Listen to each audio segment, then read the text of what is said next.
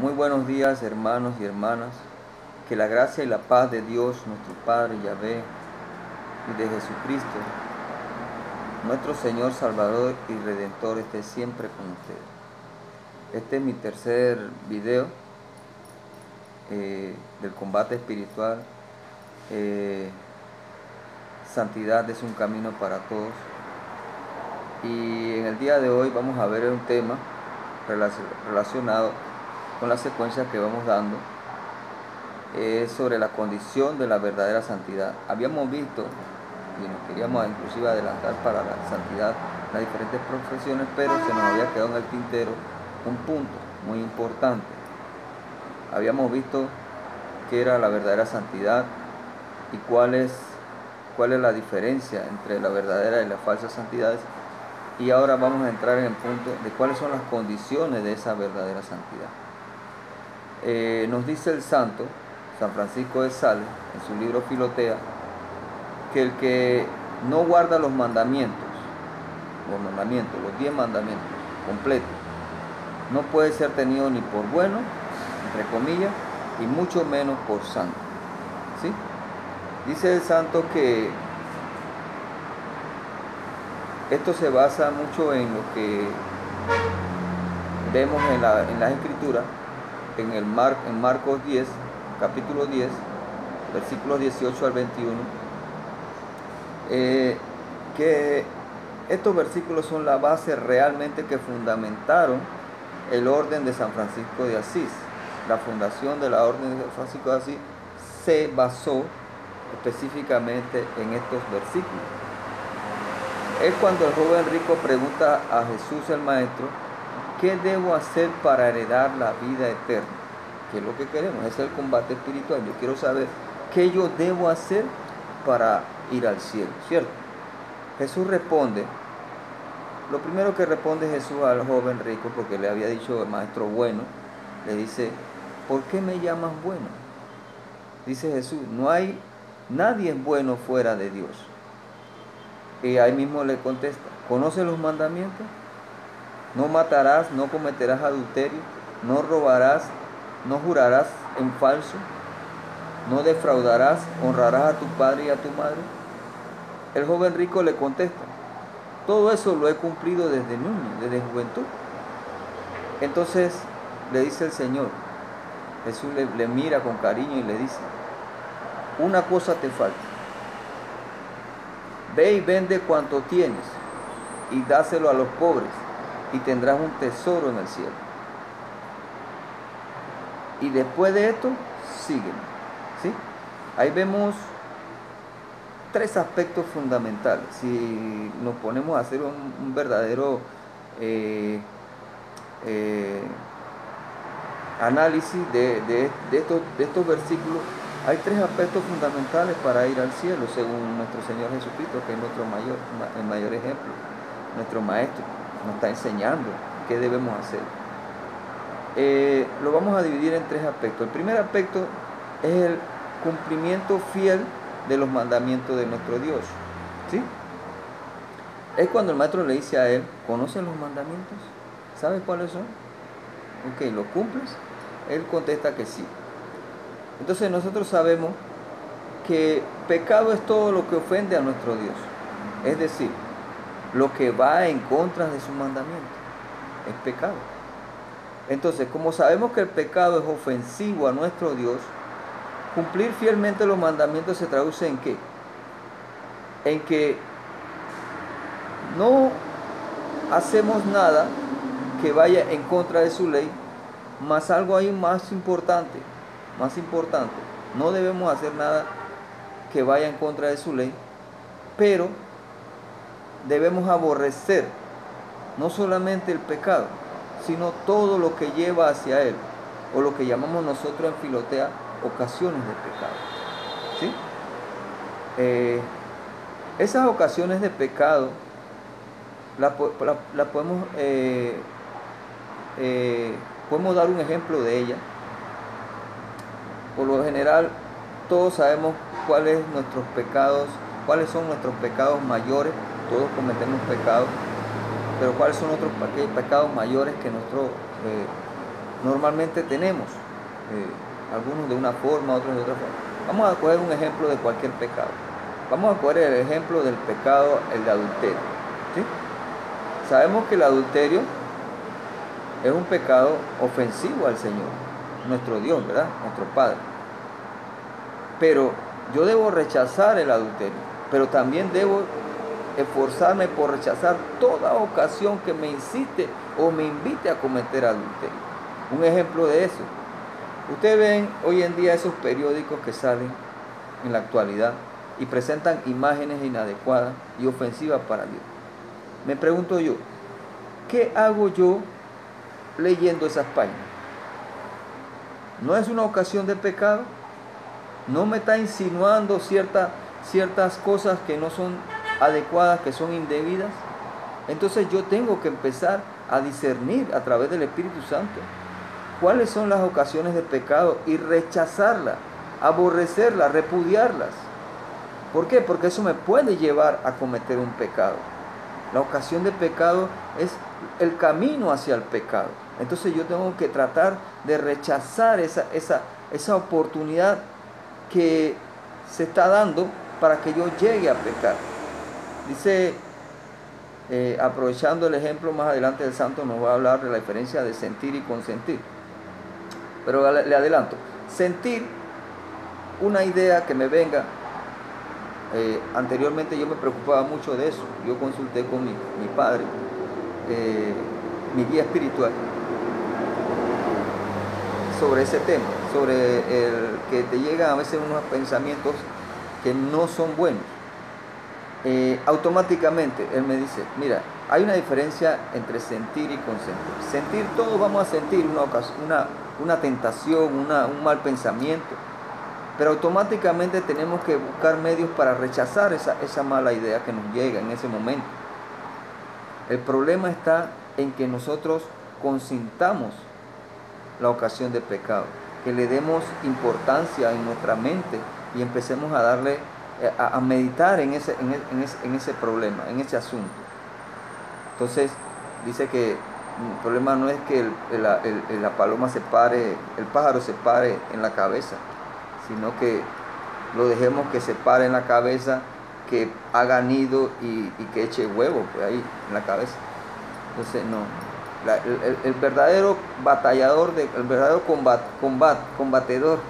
combatiente de la combate espiritual separa el pájaro, pero automáticamente lo rechazamos, lo tiramos afuera.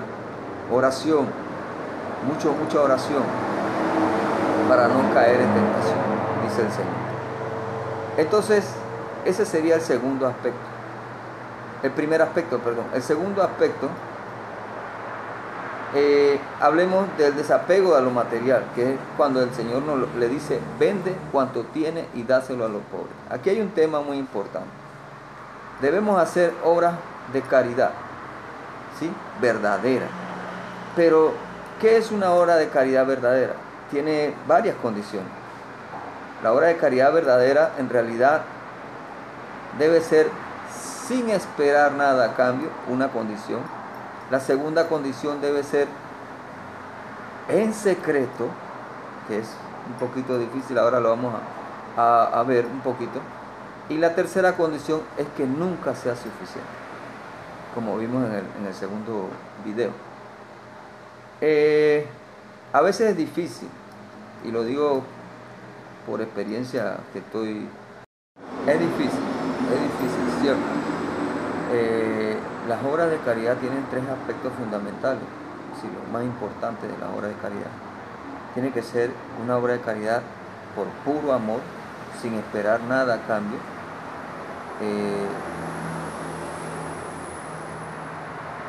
Tiene que ser una obra de caridad que no podemos hacer sentir que eso es suficiente, debemos sentir que siempre podemos hacer algo más y vamos con prontitud, con empeño, con fervor a hacer propósitos de ir mejorando pedir a Dios que aumente nuestra caridad.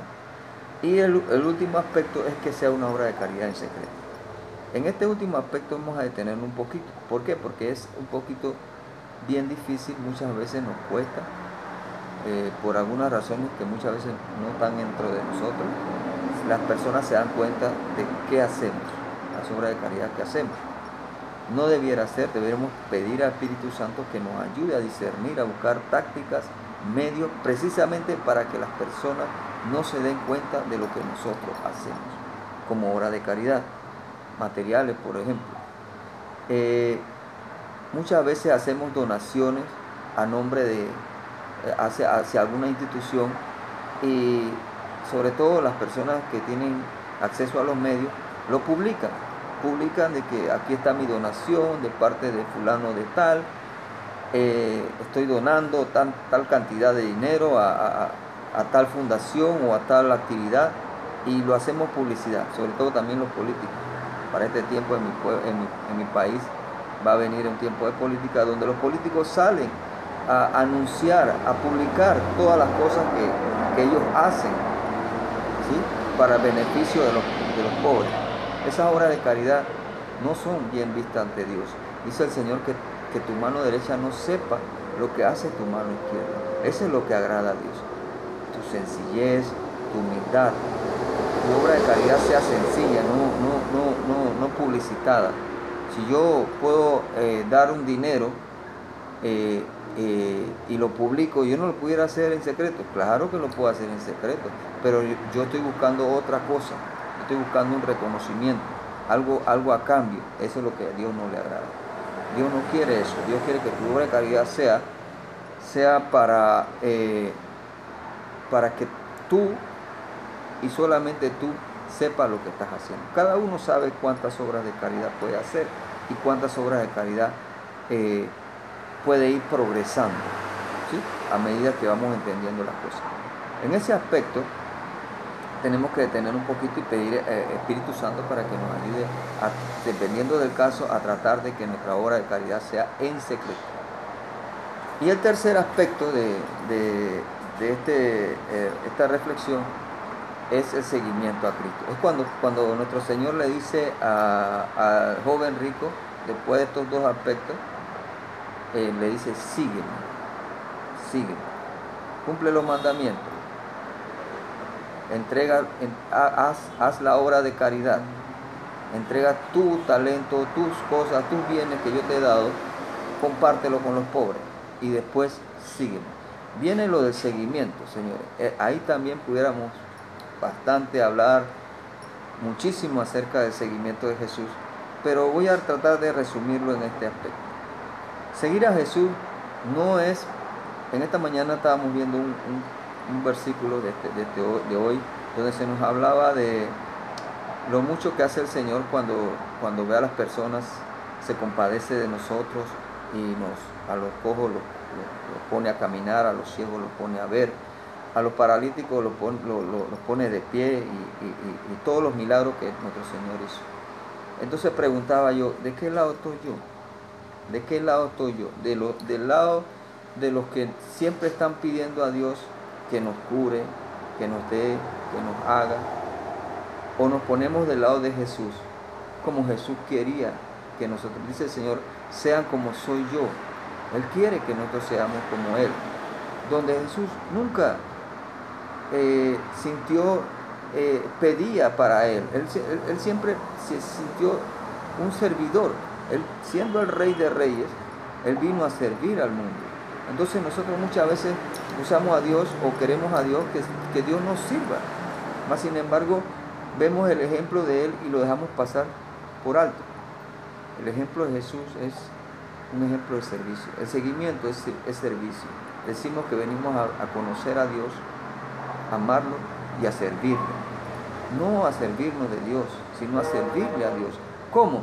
Haciendo obras de caridad, como Él desea que nosotros miremos a nuestro alrededor y veamos a nuestro hermano como un reflejo del amor de Cristo. Entonces veamos en nuestro hermano un Cristo necesitado, un Cristo cumpliendo, haciendo que nosotros podamos tener esa oportunidad de actuar como Él nos manda, que es el amor hacia el prójimo como a nosotros mismos. ¿Sí? Por último, el santo va a concluir de una reflexión que hace el santo, San Francisco de Sales, dice: como la santidad consiste en cierto grado de caridad excelente, no solo nos hace pronto, activos y diligentes, dice, en cumplir todos los mandamientos. Miren, los mandamientos. Lo que dice el santo, que nadie puede ser tomado por bueno ni por santo si no cumple los mandamientos. Y segundo, dice que si no, además nos incita a ser pronto efectivos en desapego y amor al mayor número de obras de caridad que podamos hacer en secreto. ¿Sí? En secreto. Esa es una clave de la obra de caridad. No podemos estar publicando, hermano, lo que nosotros hacemos. Que lo que usted hace y lo que hago yo, lo que hace la persona, sea secreta. Haga su obra de caridad. Haga su obra de caridad. Aumente su caridad, pero no trate en lo posible de que las personas no se enteren. De que las personas no se enteren. Pareciera como contradictorio, porque ¿cómo hago para...? Pida Espíritu Santo. Él le va a dar los mecanismos en cada caso que se le presente, de mantener ese tipo de cualidad en la obra de caridad. Aquí hay dos aspectos muy importantes de analizar finalmente. Vamos a terminar el video. ¿Qué pasaría si yo amo a Dios? Vamos a ver. Mas no como Él me lo pide. Yo digo que amo a Dios, mas no como Él me lo pide. Esto sería una falsa santidad, ¿cierto? Bueno, igualmente, ¿qué pasaría si yo amo a mi prójimo, mas no como a mí mismo? También sería una falsa santidad.